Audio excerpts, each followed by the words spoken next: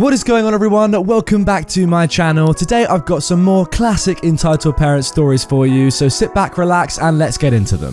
Babysitter wanted. Pay 55 cents per hour. Another Reddit post reminded me of this night. 40 plus years later and I'm still annoyed. I was 16. I had my driver's license, a car, a job, and a steady girlfriend. I'm a guy. My girlfriend was going to be out of town for the holidays. One of my mum's friends recommended me to her brother-in-law as a New Year's Eve babysitter. I had always been great with kids. I actually used to be one myself. My mum's friend had 2 young kids and I often helped her out by taking care of them. So my mum's friend asked if I was busy New Year's Eve and I said no. She gave my number to her sister-in-law and we talked and I accepted the gig. They had a boy and a girl and they lived about 15 minutes away, no problem. I get there a little before 6 p.m, meet the kids, let mum and dad get ready, parents leave. I feed the kids and entertain them. They were allowed to see midnight come in, so about 12:15 a.m. I put them to bed. I wound up reading for the next few hours. TV sucked after midnight. The parents closed down the club/bar wherever they were. They got home about 3 a.m. I heard them pull up, I met them at the door. They came in and I gave them a report. Everything was great. The mum said to hold on, she'd get her purse. The dad said he had it taken care of. He gave me an envelope and they both thanked me profusely for taking care of the kids. I drove home and went inside. I checked the envelope. He had put 5 brand new $1 bills inside. I was annoyed. It took me a while to fall asleep. Being mad trumped my exhaustion. Later that day, I woke up and went to the kitchen. My mum's friend was there with her kids. She asked me how the night went. I told her the kids were great, but her brother-in-law was a complete butthole. My mum was a little shocked I cursed. The friend asked what happened and I told her he gave me $5 for over 9 hours on New Year's freaking Eve. She was madder than I was. After she got done calling him every name she could think of, her eyes welled up. She was about to cry. She felt like a total loser for recommending me. I told her I was mad at him, not her. The next time I saw her and her husband together, he also apologized. He explained his brother was manic. They're never sure when he's off his meds, but they assume he was that night. He had told them he paid me $100. Nope. I never got paid any more by him. He wound up being shunned by the neighborhood and his family. I felt bad for his wife and kids, but this was apparently the start of some very odd behavior from him.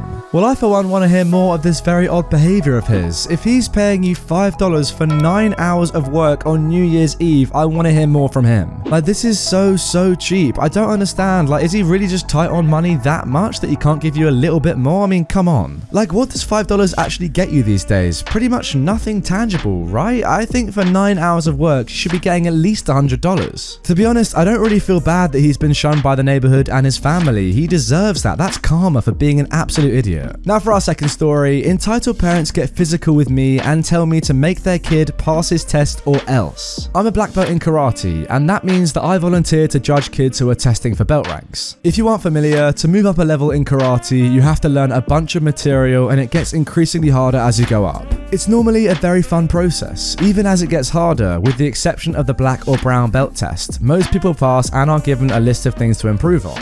My school is very zen and self-improvement focused. Now, every once in a while, there's someone who doesn't pass and has to repeat the semester basically. When a judge thinks that should happen, they have to take it to a vote with the higher belt ranking senseis. Enter the entitled kid. This kid is trouble. He's always been trouble and I've judged him quite a few times. He's not a bad kid, mind you, it's his habits. He always shows up late, doesn't take karate seriously, which needs to happen as you get higher in rank, will sit for like 30 minutes in the waiting room and do stuff on his phone when he should be at class. His heart just wasn't in it, and it was clear when he was taking his brown belt test, which comes right before a year and a half of rigorous training for black belt. My dojo is very much focused on helping the kids who need it the most and put a lot of care into helping people who come from rough backgrounds or those who act out, so we'd all been easy on him. This time I watch him and he's really bad. If you know anything about martial arts, he's not at all where he's supposed to be. People let him skate by, so I fail him and the senseis agree. He cried, but ultimately at the time I knew it would be a good learning experience because I went through the exact same thing and it made me more dedicated. Tough love. The next day, a man I've never met before, the entitled dad, finds me, grabs me by the shoulder and pushes me against the wall while I'm about to go into the women's changing room. I immediately go into a defensive position and tell him to get off, but he's just like, "You freaking female dog, you're gonna listen to what I have to say," and keeps me there. I raise my voice calmly and tell him to get off. I remove him from me me. Seriously, what did he expect, pushing a black belt against the wall? Then his wife, the entitled mum, comes from behind him, arms crossed. Get your hands off my husband. This female dog attacked me.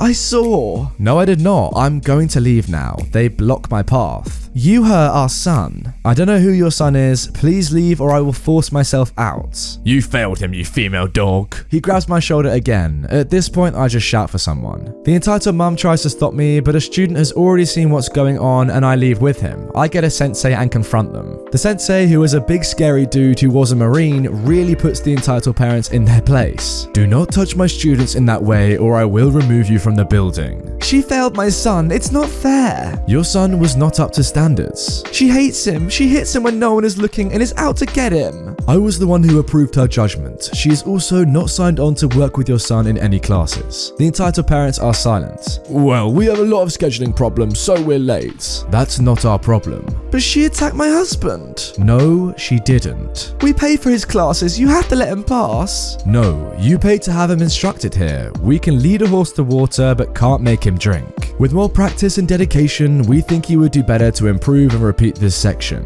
The parents are fuming. After a bit more conversation, the entitled dad reaches for me again, but sensei is quicker. He puts him into an arm lock and leads him out the doors while the entitled mum is shrieking about calling the cops. Needless to say, they never came back.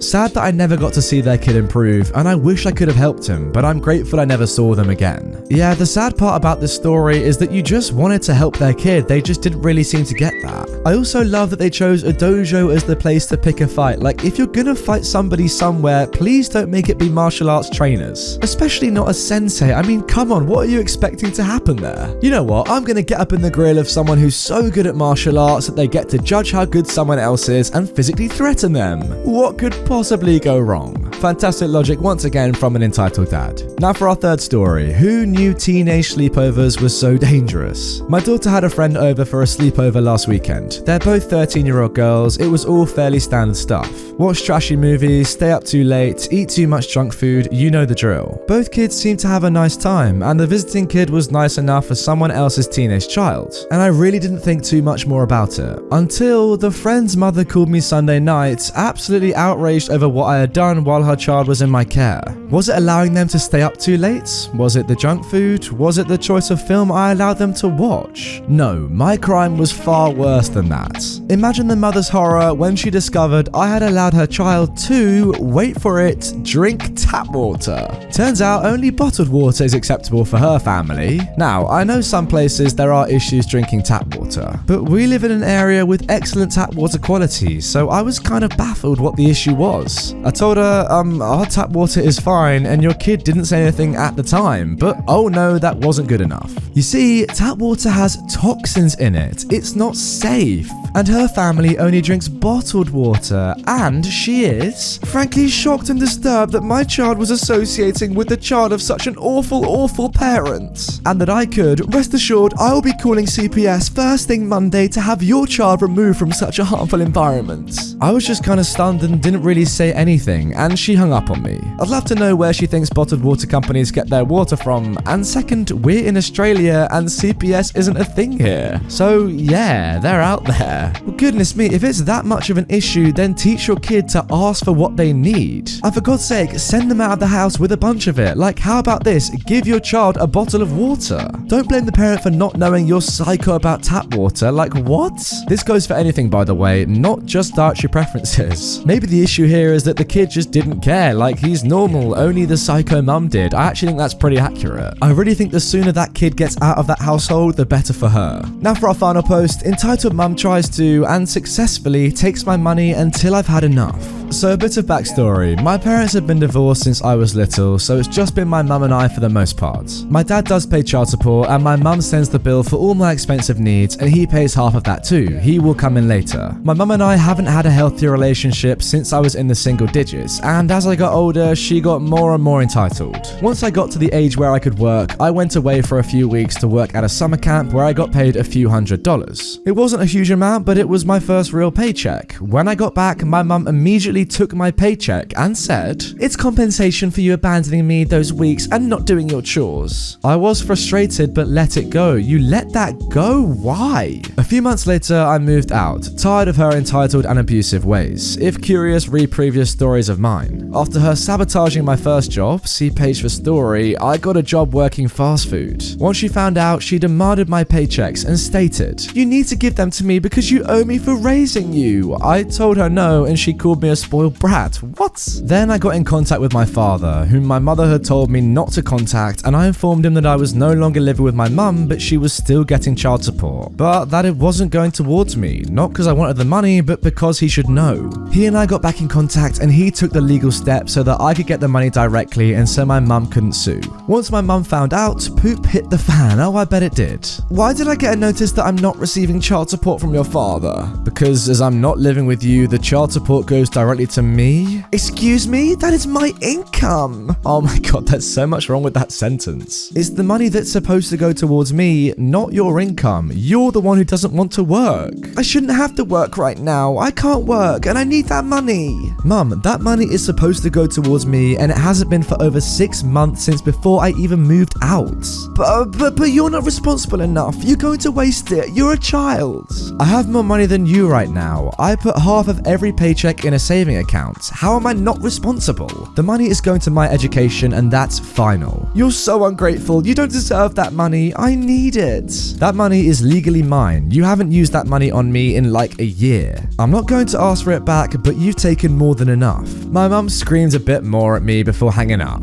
After that, she didn't speak to me for a month or two until I had a scheduled family therapy session with her, in which she proceeded to tell the therapist how she was worried about me spending all my money and acted like she was concerned about me. I just want to save it for her. She isn't old enough to manage all her money. She is a binge eater and will spend all her money on food and waste it all. I'm just looking out for her. Mum, you know that's BS. I've been putting half of every paycheck away into savings, and I have more money than you. The therapist agreed that I should hold on to my own money, and at 16 I was old enough to try and manage my own money. My mum stormed off at the end of the session after calling me a liar and a female dog outside of the office. Turns out, after I went home, my mum turned around and went to the therapist and tried to get her to side with her and also access my personal records. I went to personal therapy at the same office. 3 years later, I have a good amount of money saved in my accounts and I still have more to my name than she does. I'm in charge of my money and I refuse to let her have any access to my things. Well, sounds like you're on the right track. Yeah, stay the heck as far away from her as possible. You owe me for raising you? Yeah, that's not how this whole parent-child relationship thing goes. Like, what? If I were you, I'd ask her how much she owes to her parents and when she's going to start paying them. Also, when she said that's my income, wow, so much is wrong with that. Calling it income implies you've earned it somehow, but since it's coming from the father and it's called child support, that means your job was to get impregnated by the dad, right? I think there's a word for that. Anyway, that is going to do for this episode of Entitled Parents. I really hope you have enjoyed it. If you have, drop this video a like, comment your opinions on these 4 stories down below, and subscribe to my channel for daily Reddit content if you haven't done already. If you want more immediately, check out the video on screen. If not, I will see you guys all tomorrow for a brand new upload on the channel.